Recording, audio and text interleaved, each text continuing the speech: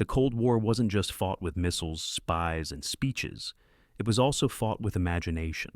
While Hollywood dreamed of flying saucers blasting Earth, the Soviet Union created a stranger, deeper kind of science fiction. Their films weren't about popcorn thrills. They were about philosophy, politics, and the terrifying beauty of the unknown. But here's the question. When a government backs your cinema, how far can fiction really go? Let's dive into 12 Soviet sci-fi films that turn paranoia into unforgettable stories. Aelita, Queen of Mars, 1924. Before Neil Armstrong ever thought about planting a flag on the moon, Soviet cinema had already landed on Mars. Enter Aelita, Queen of Mars, a silent film that dared to imagine cosmic travel at a time when most people hadn't even seen a car drive down their street. Directed by Yakov Protazanov, this black and white spectacle tells the story of a Soviet engineer who escapes his bleak life on Earth by dreaming, or maybe actually traveling, to Mars. And once he gets there, what does he find? A society ripe for revolution. This wasn't just fantasy. It was propaganda wrapped in wild futurism. The Martians lived in sleek geometric palaces designed with Art Deco precision, a look that still inspires sci-fi visuals today. Imagine Buck Rogers colliding with constructivist architecture, and you've got Aelita's Mars. The costumes were just as daring, sharp, angular, and so futuristic that decades later, they still look like something out of a modern runway show. But the real hook was the political undercurrent. On Mars, the engineer sparks an uprising against Aelita, the queen, and her ruling elite. Sound familiar? It mirrored the revolutionary spirit of the Soviet Union itself. And while Western sci-fi often leaned on bug-eyed monsters and alien invasions, Aelita tied its cosmic drama directly to social struggle. Audiences in 1924 were stunned. Some saw it as visionary, others as heavy-handed. But no one could ignore it. The film's visuals influenced generations of set designers and directors, both inside and outside the USSR. Even if you strip away the politics, you're left with a visual marvel that imagined Mars long before CGI or even color film. In short, Aelita wasn't just the Soviet Union's first great sci-fi. It was a bold declaration that cinema could build entire worlds out of ideology and imagination. When you watch it today, it's less about whether the engineer really traveled to Mars and more about how far the Soviets wanted to take your mind. Planet of Storms, 1962. Fast forward nearly 4 decades, and Soviet sci-fi looked a lot different. By 1962, the space race was real. The USSR had launched Sputnik, Yuri Gagarin had orbited Earth, and the world was buzzing with the promise and fear of what lay beyond. Enter Planet of Storms, a pulpy yet fascinating space adventure directed by Pavel Klushantsev, a man often called the Soviet Jules. Verne. The plot? A group of cosmonauts travel to Venus, only to crash land on its hostile, cloud-covered surface. What they find is part scientific speculation, part fever dream. Bubbling lava rivers, carnivorous plants, and, yes, even a giant dinosaur-like creature that looks like it wandered in from a stop-motion monster flick. But here's the kicker. This wasn't a cheap knockoff of American B-movies. Klushantsev used groundbreaking special effects that actually influenced Hollywood. In fact, Planet of Storms was so visually impressive that American producers later bought the rights, chopped it up, and re-released it under titles like Voyage to the Prehistoric Planet. Roger Corman himself got in on the act, recycling Klushantsev's footage for Western audiences. That alone tells you how ahead of its time the Soviet film really was. What sets Planet of Storms apart, though, is its blend of optimism and menace. On one hand, the cosmonauts are brave pioneers, showcasing Soviet technological pride. On the other hand, Venus is merciless, reminding viewers that space exploration wasn't just glory, it was risk, danger, and the unknown. This duality gave the film a darker edge than many of its Western counterparts, which often painted space as a thrilling playground. And let's not forget the robot. Yes, Planet of Storms introduced John, a hulking mechanical companion who helps the cosmonauts survive. He's clunky but oddly endearing, and for many viewers, he stole the show. For Soviet audiences in 1962, this wasn't just entertainment, it was a cinematic extension of the country's space ambitions. It captured the pride of beating America to orbit while hinting at the terrifying scale of what lay ahead. Today, it's a fascinating time capsule, mixing Cold War bravado with pure sci-fi imagination. Watch it now, and you'll see why it remains one of the most influential Soviet sci-fi adventures ever made. Amphibian Man, 1962. What if the next step in evolution wasn't in space, but under the sea? That's the question Amphibian Man asked, and the Soviet audience answered with a roar of approval. Directed by Vladimir Chebotaryov and Gennady Kazansky, this Cold War fantasy became one of the most popular Soviet films of all time, drawing tens of millions of viewers. Its central character, Ichthyander, is a young man surgically altered to breathe underwater. He swims through the ocean like a superhero, but back on land, he's treated as an outsider. On the surface, the story is simple. Ichthyander falls in love with a woman named Gutierre, but their romance is complicated by greedy men who want to exploit his abilities for profit. Dive a little deeper, though, and you find something much more layered. In the middle of the 1960s space race, the Soviets delivered a film that said, "Why look to the stars when the ocean itself holds mysteries just as vast?" That twist made it feel different from the rockets and cosmonauts movies Hollywood was pumping out. Visually, Amphibian Man shimmered. Underwater sequences showed Ichthyander gliding through coral reefs, blending romance and spectacle in a way that was rare for its time. For Soviet audiences used to gritty war dramas and state-approved propaganda, this film was a lush escape. It gave them something dreamy, yet still tied to the idea of human progress. And then there's the social commentary. Ichthyander is a tragic hero, a man altered in the name of science, but ultimately isolated because society can't accept what he is. That tension between human advancement and human prejudice hit a nerve during the Cold War. People wondered, would technology free us or make us strangers in our own world? Critics later called it a Soviet answer to the creature from the Black Lagoon, but that undersells it. This wasn't just a monster tale. It was a star-crossed romance that questioned humanity's place in nature. Amphibian Man might be more fairy tale than hard science, but its mix of love, tragedy, and aquatic spectacle made it unforgettable. Even today, clips of Ichthyander's underwater ballet look surprisingly fresh, reminding us that sometimes the most alien world isn't in the sky, it's in the sea. The Andromeda Nebula, 1967. Now, here's a film that takes utopia seriously. The Andromeda Nebula, directed by Yevgeny Shcherbetov, is based on the novel by Ivan Yefremov, one of the Soviet Union's most famous sci-fi writers. Instead of fear or paranoia, this movie dares to imagine a future where communism has succeeded, humanity has advanced, and the stars are open to us. In other words, it's pure Cold War optimism on celluloid. The story follows the crew of the starship Tantra as they set off to explore distant galaxies.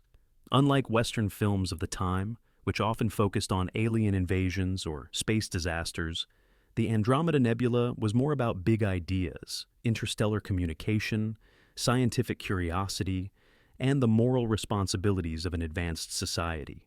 It wasn't about fighting aliens. It was about meeting them, learning from them, and maybe even finding kinship among the stars. Visually, the movie leaned heavily on abstract set design and dazzling model work. The ships looked sleek, the costumes futuristic, and the alien world strange, yet oddly familiar.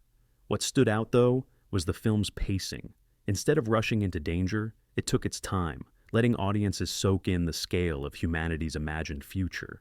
Watching it feels less like an action thriller and more like a philosophical meditation disguised as space travel.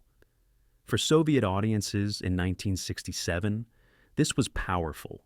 The space race was heating up. The dream of communism was still alive. And here was a film saying, this is what awaits us if we stay the course. It wasn't just entertainment, it was a vision statement. Of course, some viewers found it too slow or abstract, but for those who connected with it, it was like stepping into a cinematic manifesto of hope. Sadly, the Andromeda Nebula didn't spark a lasting franchise, but its influence lingered. It showed that Soviet cinema could do grand-scale speculative fiction without leaning on monsters or disasters. Instead, it offered something radical, a future where humanity actually grows up. Watch it today, and you'll see the USSR's dream of space as more than conquest. It was connection. Solaris, 1972. And then came Tarkovsky. If the Andromeda Nebula was Soviet optimism, Solaris was Soviet soul-searching. Released in 1972, this masterpiece by Andrei Tarkovsky is often called the Soviet answer to 2001, A Space Odyssey. But comparing the two misses the point. Where Kubrick looked outward to machines and evolution, Tarkovsky looked inward to memory, grief, and the unbearable weight of love lost. The setup sounds straightforward. Psychologist Chris Kelvin is sent to a space station orbiting a strange planet called Solaris. The crew has been reporting hallucinations, and when Kelvin arrives, he discovers the truth. Solaris is alive, and it manifests people's deepest memories in physical form. For Kelvin, that means the sudden reappearance of his dead wife, Harry. But she isn't truly Hari, she's an echo, a mirror of his guilt and longing. From there, the movie becomes less about space and more about the human heart. Tarkovsky turns Solaris into a meditation on memory, responsibility, and the limits of science. The planet itself is like a character, an endless ocean of shifting waves, reflecting not just light, but the very essence of human consciousness. Where Western films often asked, "What's out there?" Tarkovsky asked, "What's in here?" The film is slow, hypnotic, and emotionally draining. Long takes pull you into the emptiness of the station, while sudden bursts of surreal imagery keep you unsettled. Critics were divided at the time. Some called it boring, others hailed it as genius. Decades later, it's clear. Solaris is one of the most profound sci-fi films ever made. For Cold War audiences, it was also a quiet rebellion. While official Soviet cinema often celebrated progress and technology, Tarkovsky showed their limits. Machines can take us to other planets, yes, but they can't heal our broken hearts. That message resonated far beyond the USSR. Even today, Solaris stands as proof that science fiction doesn't need explosions or aliens to be cosmic. Sometimes, the scariest frontier isn't space at all. It's your own mind. Moscow-Cassiopeia, 1974. What happens when you mix Cold War ambition with teenage dreams? You get Moscow-Cassiopeia, a colorful burst of Soviet optimism that made space travel feel like a school trip. Directed by Richard Viktorov, this 1974 film was pitched straight at the younger generation, and it worked. Instead of hardened cosmonauts or haunted scientists, the heroes here were a group of gifted teenagers chosen for an interstellar mission. The premise is pure, sci-fi wish fulfillment. Earth receives a signal from a distant star system, Cassiopeia, and builds a ship to answer it. But because the voyage will take decades, only young people can be sent, so they'll still be alive by the time they arrive. Cue a crew of bright-eyed Soviet teens who pack their idealism and smarts for the ultimate school project, saving humanity's future. What made Moscow-Cassiopeia memorable wasn't just its adventure plot. It was the way it captured the excitement of the space race through a childlike lens. The sets were playful, the costumes futuristic without being intimidating, and the tone stayed light even when things went wrong. Instead of grim survival, the movie leaned into discovery and humor. Watching it feels like leafing through a retro comic book that just happens to be a space epic. But don't let the optimism fool you. The film carried a strong Cold War message. The future belongs to the young, and the USSR was ready to raise a generation bold enough to reach the stars. For Soviet kids in the 1970s, this movie was electric. It told them they weren't just bystanders in the space race. They were its future pilots. The visuals haven't aged perfectly, but the spirit remains infectious. Unlike darker Soviet sci-fi, Moscow-Cassiopeia dared to dream big without drowning in philosophy. It's one of those rare Cold War films that feels less like propaganda and more like a pep talk, one where the universe was just another playground waiting to be explored. Teens in the Universe, 1975. Just 1 year later, the same director, Richard Viktorov, doubled down with a direct sequel, Teens in the Universe. If Moscow-Cassiopeia was about the thrill of blasting off, this was about what happens when the adventure really begins. And this time, the tone got a little darker, giving the teenage cosmonauts their first true test against the unknown. The story picks up where the first film left off. The young crew arrives in deep space, only to encounter a planet populated not by aliens, but by robots. These machines have taken over after their creators perished, and they see humanity as flawed, weak, emotional, and doomed to repeat mistakes. Suddenly, the bright optimism of the first film is replaced with a sobering question. Are humans even worthy of the stars? Visually, the movie expanded on the first's playful style, but layered in more tension. The robots were bulky, eerie, and strangely human in their logic. Instead of cartoonish villains, they represented a cold, rational challenge to everything the teenagers believed about progress and purpose. That gave the film surprising philosophical weight, especially for something aimed at a younger audience. For Soviet viewers, Teens in the Universe wasn't just a fun sequel. It was a cultural event. Together, the two films created a rare Soviet sci-fi duology that captured the era's hopes and doubts. The message was clear. Yes, the future was bright, but only if humans could confront their own flaws. The film still has a cult following today, especially in Russia, where it's remembered with nostalgia. Its mix of youthful charm and existential stakes feels like a bridge between simple space adventure and the heavier themes of Tarkovsky. In many ways, Teens in the Universe was a warning wrapped in optimism. Progress is possible, but it won't be easy, and it won't be automatic. Humanity has to earn it. Stalker, 1979. If Moscow-Cassiopeia was a pep talk and Teens in the Universe was a warning, then Stalker was a full-blown existential gut punch. Released in 1979 and directed by the ever-uncompromising Andrei Tarkovsky, this wasn't space opera or pulp adventure. This was science fiction stripped bare, quiet, slow, unsettling, and utterly unforgettable. The plot sounds deceptively simple. A guide known only as the Stalker leads two men, a writer and a professor, into a forbidden zone. Inside this mysterious area lies the Room, a place said to grant your deepest wish. But the zone itself is treacherous. Paths twist, physics bend, and unseen forces make every step feel like a gamble with fate. Unlike flashy Western sci-fi, Stalker doesn't dazzle with effects. Its power lies in atmosphere. Tarkovsky filmed in desolate landscapes, abandoned buildings, overgrown ruins, flooded tunnels that felt both real and alien. The zone wasn't a matte painting or a spaceship. It was our world, distorted just enough to feel uncanny. That grounded realism made the tension unbearable. And then there's the philosophy. The film isn't about what's inside the room. It's about what's inside the men walking toward it. Do we really know what we want? Are our wishes pure or poisoned by greed and fear? Tarkovsky forces you to sit with those questions in long, meditative shots that test your patience but reward your soul. For Soviet audiences, the film was a revelation. Officially, it wasn't political, but everyone saw the parallels. The zone as a metaphor for forbidden truth. The Stalker as a spiritual guide in a society obsessed with material progress. Internationally, it cemented Tarkovsky's reputation as one of the greatest directors of all time. Watching Stalker today is still an experience. It doesn't give you answers. It dares you to confront your own contradictions. And in a Cold War world obsessed with winning, Stalker whispered a dangerous thought. Maybe the greatest victory is understanding yourself. Per Aspera Ad Astra, 1981. By the early 1980s, Soviet sci-fi was ready to swing for the fences.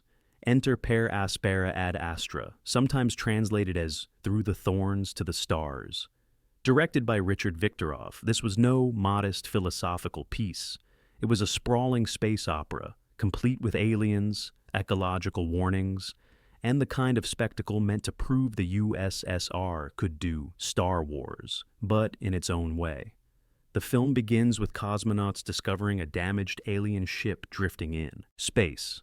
On board they find Nia, a humanoid alien girl who seems helpless and childlike, but holds secrets about her people's destroyed world. She's taken back to Earth, where scientists realize she's not just another extraterrestrial. She's a survivor of a civilization ruined by environmental collapse and corruption. If that doesn't scream Cold War allegory, nothing does. Visually, Aspera Ad Astra is fascinating.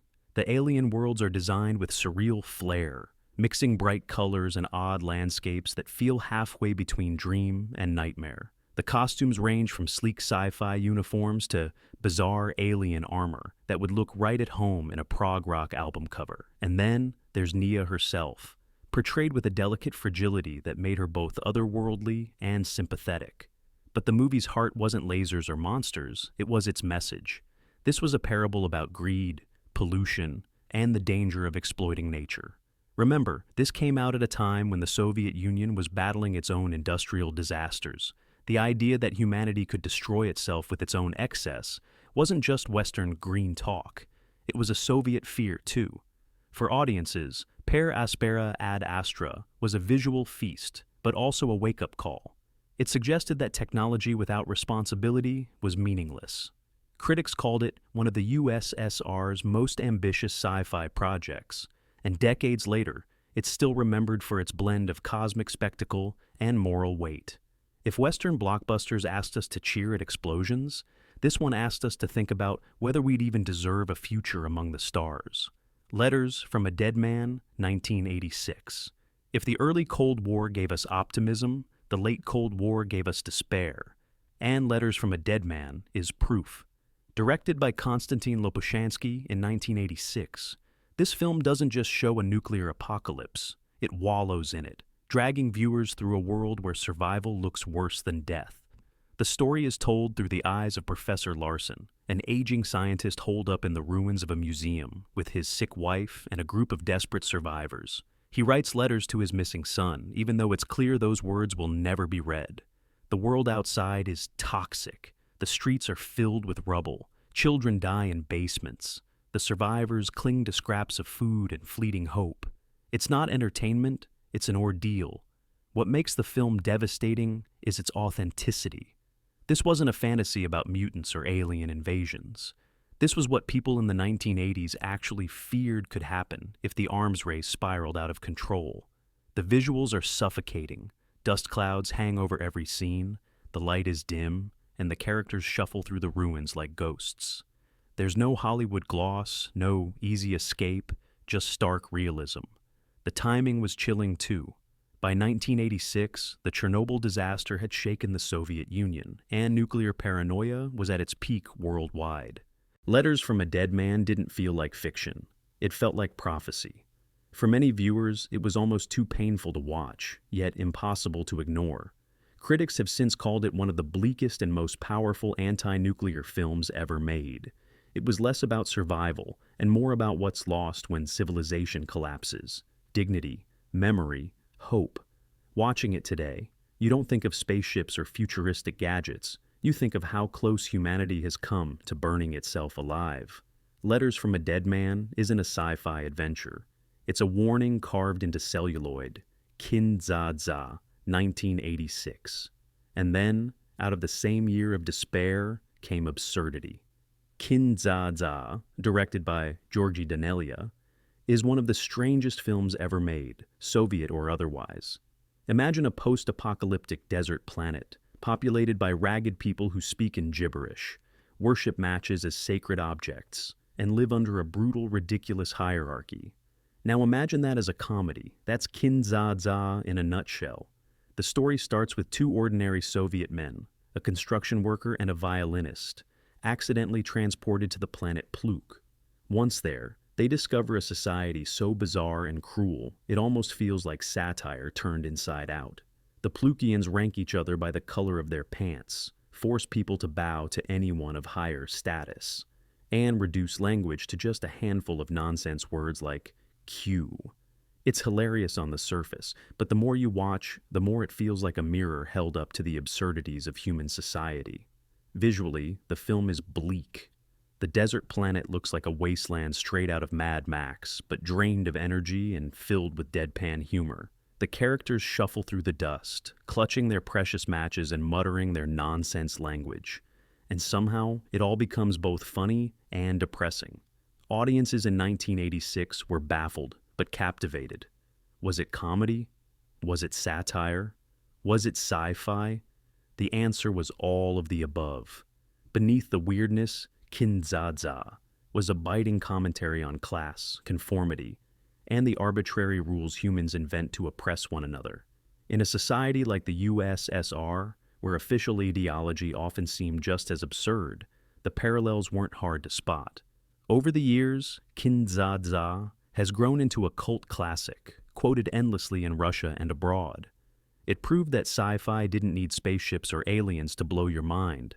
It just needed a warped enough vision of society to make you laugh, then squirm, then laugh again. If Letters from a Dead Man was a nightmare, Kin-dza-dza was a joke so sharp it cut deep. Visitor to a Museum, 1989. By the end of the 1980s, the Soviet Union itself was crumbling, and so was the utopian dream that had fueled its earlier science fiction. Into this atmosphere came Visitor to a Museum, directed by Konstantin Lopushansky. If Letters from a Dead Man was about the immediate horror of nuclear annihilation, Visitor to a Museum was about what comes after, the spiritual wasteland left behind. The story follows a nameless man traveling through a bleak, post-apocalyptic world.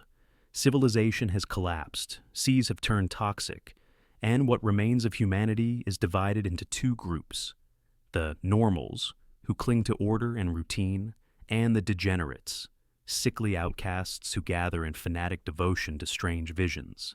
The man seeks a half-buried museum said to hold the remnants of a forgotten world. But reaching it means confronting not just physical ruin, but the collapse of meaning itself. Unlike the bright optimism of Moscow-Cassiopeia or the philosophical elegance of Solaris, this film is harsh, dirty, and unrelenting. The landscapes are barren, the skies gray, and the people desperate. It's the kind of movie that doesn't entertain so much as it unsettles you, dragging you into its suffocating atmosphere until you can almost smell the rot. What makes it fascinating is how it blends sci-fi with allegory. The museum itself becomes a symbol for memory, for culture, for the fragile thread that ties humanity to its past. The man's journey isn't just physical, it's existential. He's not looking for survival. He's looking for meaning in a world that has forgotten what meaning even is. Released in 1989, right as the Soviet Union was on the edge of collapse, the film hit hard. Audiences recognized its bleakness as a reflection of their own uncertain future. There were no heroes, no shiny rockets, no teenage dreamers, just decay and the stubborn human need to keep searching, even when there's nothing left to find. Visitor to a Museum may not be as famous internationally as Solaris or Stalker, but it's one of the most haunting Soviet sci-fi films ever made. It's the perfect bookend to the Cold War era. Not a vision of triumph, but a dirge for a civilization running out of both time and hope. So there you have it. 12 Soviet sci-fi films that turned the Cold War into a cinema of dreams, nightmares, and everything in between. From the glittering utopias of the Andromeda Nebula to the bone-dry absurdity of Kin-dza-dza, each one wasn't just entertainment. It was a window into how an entire nation wrestled with progress, fear, and survival. Which of these strange visions grabbed you the most? Drop your thoughts below, hit that subscribe button, and share this video with a fellow sci-fi fan. After all, the Cold War may be over, but these films prove the battle for imagination never ends.